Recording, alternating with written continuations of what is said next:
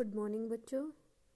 ये आपकी 9 नवंबर की सोशल साइंस की वर्कशीट नंबर 13 है।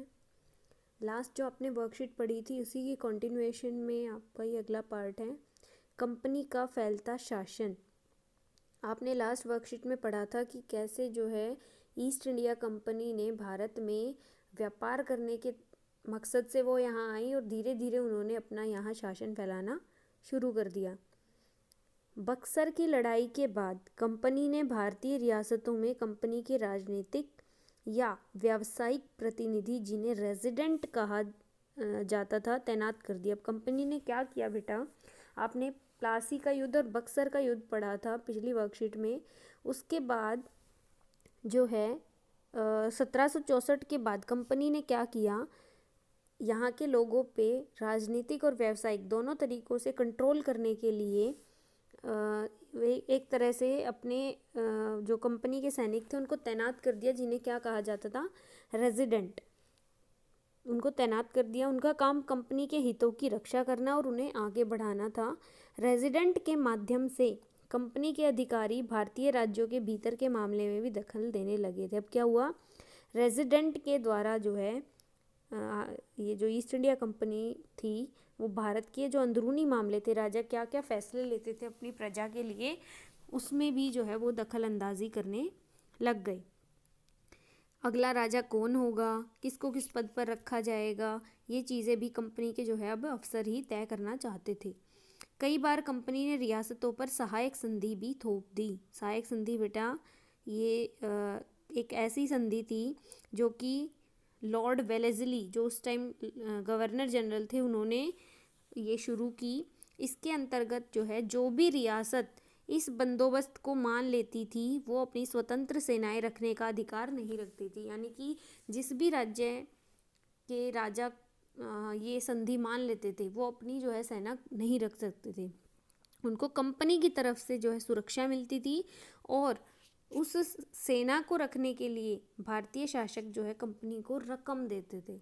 अगर वो रकम चुकाने में, अदा करने में चूक जाते थे तो जुर्माने के तौर पर उनका इलाका जो है कंपनी अपने कब्जे में ले लेती थी। ये थी आपकी सहायक संधि। एक तरह से जो अंग्रेज़ थे बेटा, ईस्ट इंडिया कंपनी थी, उसने क्या किया, यहाँ पे अधिकार स्थापित करने के लिए इस तरह की संधियाँ अपनाई ताकि जो है जुर्माने के तौर पे वो रकम भी हमसे ले लें और अगर वो रकम अदा ना कर पाएँ तो क्या करें, उसका जो इलाका था वो भी अपने कब्जे में कर लिया। उदाहरण के लिए जब रिचर्ड वेलेस्ली गवर्नर था उस समय अवध के नवाब को 1801 में अपना आधा इलाका कंपनी को सौंपने के लिए मजबूर किया गया क्योंकि वो सहायक सेना के लिए रकम अदा करने से चूक गए। इसी आधार पर हैदराबाद के भी कई इलाके कंपनी द्वारा छीन लिए गए। ये बेटा टेक्निक्स थी कंपनी की कि कैसे जो है धीरे धीरे अंदरूनी मामलों में हस्तक्षेप करके और भारतीय जो राज्य थे, अलग अलग जगह थी, उन पे कैसे जो है कब्जा कर सकते थे वो। उसके बाद है सीधी लड़ाई। प्रारंभिक वर्षों में शक्तियां अर्जित करने के बाद जब कंपनी को अपने राजनीतिक और आर्थिक हितों पर खतरा दिखाई दिया तो कंपनी ने प्रत्यक्ष सैनिक टकराव का रास्ता भी अपनाया। इसमें से दो उदाहरण जो हैं समझ सकते हैं। अब तक क्या कर रहे थे वो, एक तरह से छुप के लड़ाई कैसे, मतलब पीछे से ऐसी रणनीति उन्होंने बनाई कि अंदर ही अंदर जो है वो हमारे राजनीतिक मामलों में दखल देके यहाँ पे कब्जा कर रहे थे। अब उन्होंने सीधी लड़ाई भी करनी शुरू कर दी राजाओं के साथ और इलाकों पर कब्जा करना शुरू कर दिया। उसका पहला एग्जाम्पल है बेटा आपका मैसूर का टीपू सुल्तान, हैदर अली जो कि उसके क्या थे, पिता, और 1761 से 1782 और उनके विख्यात पुत्र टीपू सुल्तान जो कि 1782 से 1799 जैसे शक्तिशाली शासकों के नेतृत्व में मैसूर इलाका जो है काफ़ी ताकतवर हो चुका था। मालाबार तट पर होने वाला व्यापार मैसूर रियासत के नियंत्रण में था।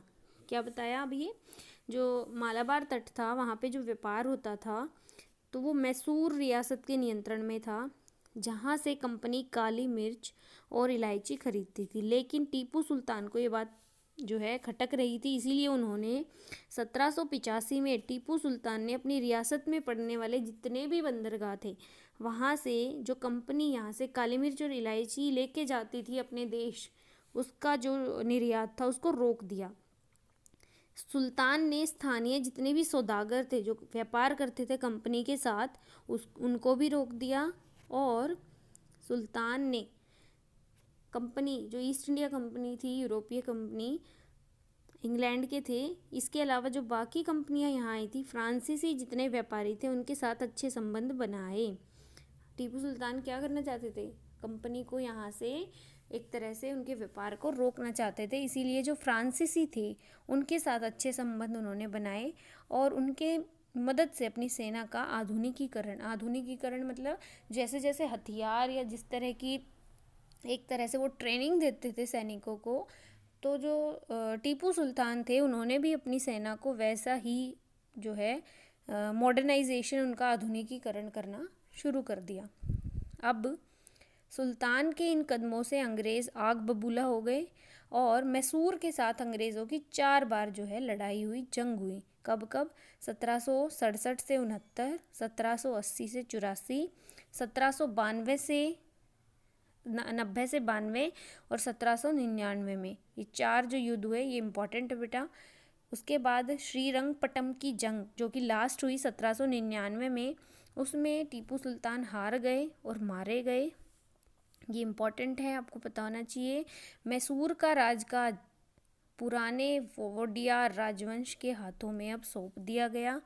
इसी के साथ ही मैसूर पर भी सहायक संधि थोप दी गई और ये इलाका भी अंग्रेज़ों के और कंपनी के हाथ में आ गया। ये थी पहली लड़ाई जो अंग्रेज़ों ने सीधी टीपू सुल्तान से लड़ी थी।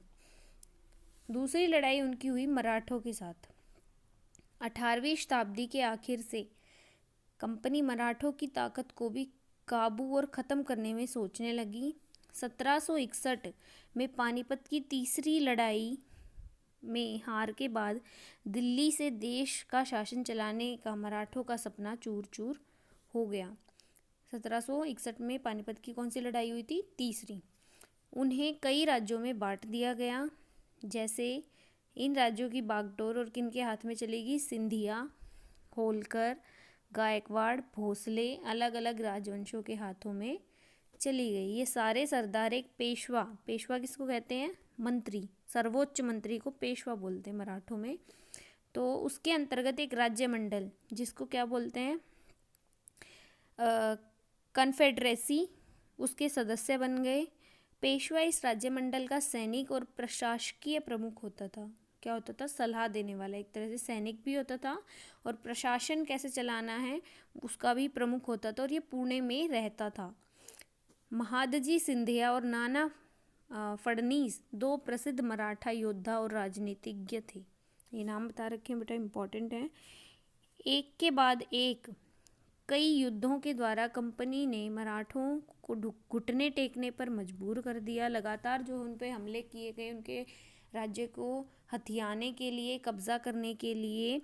पहला युद्ध जो हुआ वो 1782 में सालबाई संधि के साथ ख़त्म हुआ और कोई भी पक्ष नहीं जीत पाया। युद्ध होने के बाद जो है पहला जो युद्ध हुआ मराठों से वो किस संधि के साथ ख़त्म हुआ? सालबाई संधि। उसके बाद दूसरा जो युद्ध हुआ वो 1803 से 5 तक चला। इसका नतीजा ये हुआ कि उड़ीसा और यमुना के उत्तर में स्थित आगरा और दिल्ली के बहुत सारे जो इलाके थे वो अंग्रेज़ों के कब्ज़े में आ गए। अंततः लास्ट में 1817 से 19 के बीच अंग्रेज़ और मराठों के बीच जो है तीसरा युद्ध हुआ और अंग्रेज़ों ने मराठा की ताकत को पूरी तरह से कुचल दिया और मराठा जो है हार गए। पेशवा को पुणे से हटकर कानपुर के पास बिठूर में पेंशन पर भेज दिया गया। पेशवा को क्या किया? वहाँ से पुणे से हटाकर कानपुर भेज दिया गया।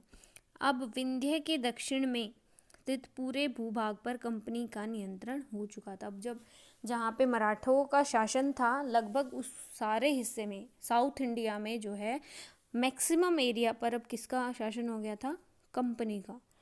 ये देखो बेटा कैसे उन्होंने जो है सीधी लड़ाई लड़के भी और एक तरह से पीछे रह के भी, मतलब दोनों तरह से उन्होंने भारत पर कब्जा किया। अब क्वेश्चन आंसर देखते हैं। ईस्ट इंडिया कंपनी ने सहायक संधि के द्वारा भारतीय रियासतों पर किस प्रकार कब्जा किया। आपने पढ़ा जो ये थी आपकी सहायक संधि, इसमें क्या करते थे कंपनी, वहाँ के किसी भी राज्य के जो राजा थे उनको ये संधि अगर वो मान लेते थे तो वो अपनी सेना नहीं रख सकते थे। अगर सेना नहीं रख पाएंगे तो क्या होगा, कभी भी अंग्रेज़ जो है उन पर हमला करके जो है उस इलाके को अपने कब्ज़े में ले सकती है। इस तरह की संधि थी। और जो है अपनी सेना का खर्चा चलाने के लिए भी उनसे ही क्या लेते थे, वो रख रखाव के लिए रकम लेते थे। तो ये थी आपकी सहायक संधि। इसी तरह से जो है ये अंग्रेज़ों को इस संधि ने हेल्प किया कि वो यहाँ की रियासतों पर कब्जा करे। क्वेश्चन नंबर 1 का आंसर। अंग्रेज़ टीपू सुल्तान से क्यों आग बबूला थे, इस लड़ाई के क्या परिणाम हुए। आपने पढ़ा कि ये काली मिर्च और इलायची का जो निर्यात था टीपू सुल्तान ने अपने बंदरगाह जो पड़ते थे वहाँ पे उससे रोक दिया। इसी वजह से ये जो है अंग्रेज़ आग बबूला हो गए। और ये आग बबूला होने के साथ जो है मैसूर के साथ उसके 4 बार युद्ध हुए। तो ये इस लड़ाई के परिणाम हुए, 4 युद्ध हुए। क्वेश्चन नंबर 3, मराठा संघ के प्रमुख राजवंश कौन से थे। ये संघ किस प्रकार से शासित था। तो आपने पढ़ा था जो मराठा संघ के राजवंश थे बेटा, देखो आपने पढ़ा था अभी मराठा संघ के राजवंश जो ये हैं आपके सिंधिया, होलकर, गायकवाड़, भोसले, ये अलग अलग राजवंश थे। और ये संघ किस प्रकार से शासित था। ये जो है सारे सरदार जो हैं एक पेशवा सर्वोच्च मंत्री के अंतर्गत जो है आते थे। और अब क्या हो गया, ये इसके सदस्य बन गए और सारे फैसले जो है इसी के तहत लेते थे। Question number 4, east India company ने मराठों को किस प्रकार अपने अधीन कर लिया। आपने पढ़ा कि मराठों के साथ भी कंपनी के जो है 3 युद्ध हुए। पहले युद्ध में तो कोई परिणाम नहीं निकला, लेकिन दूसरे और तीसरे युद्ध के बाद दिल्ली स्थित आगरा के आसपास भी बहुत सारे जगहों पर उन्होंने कब्जा किया और जो है मराठों को घुटने टेकने पर मजबूर कर दिया। और जो है लास्ट वाले युद्ध में उन्होंने जो है पूरी तरह से मराठों की ताकत को कुचल दिया। ये क्वेश्चन नंबर आपके 4 का आंसर है। ये वर्कशीट जो है सभी बच्चे करके सेंड करेंगे।